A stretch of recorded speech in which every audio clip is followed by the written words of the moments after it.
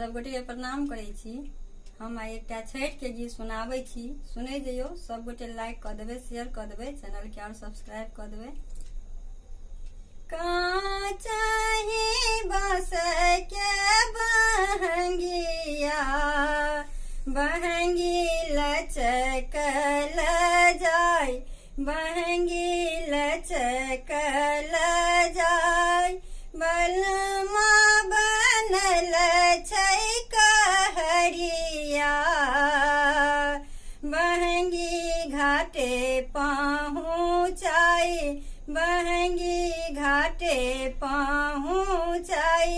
काचही बाँस के बहंगिया, बहंगी लचकल जाई, बहंगी लचकल जाई।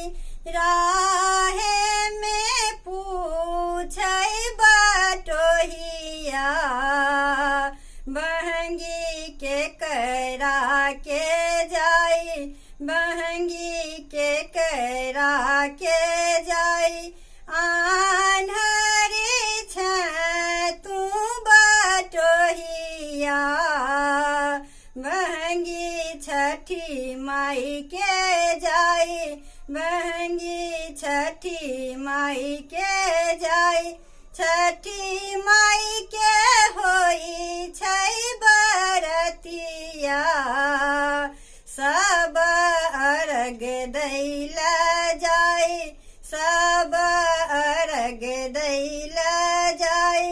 राहे में भेटलै बटोहिया, बहंगी के करा के जाई, बहंगी के करा के जाई।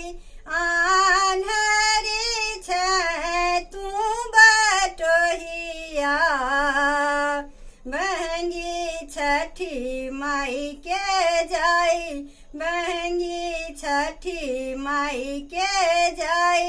छठी माई के होई छै बरतिया, सब अर्घ दैला जाई, सब अर्घ दैला जाई। बहंगी लचकल जाई, बहंगी लचकल